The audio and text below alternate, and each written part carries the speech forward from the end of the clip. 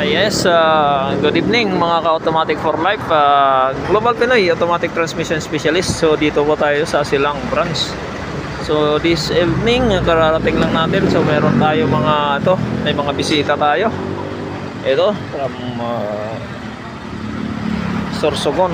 So abot po siya dito sa, yan, gamit po ng mga politician yan. Abot siya rito sa atin. Maraming salamat sir, honorable para sa inyong pagtangkilik sa aming serbisyo. Yun, meron tayo ditong well truck, Ford, at siyempre Ford Everest, and then Montero. Meron pa dito sa unahan, ayan, Ford Everest, at yung Peugeot. Ayan. So yan, puro mga mamahalin ng mga sakyan na nandito.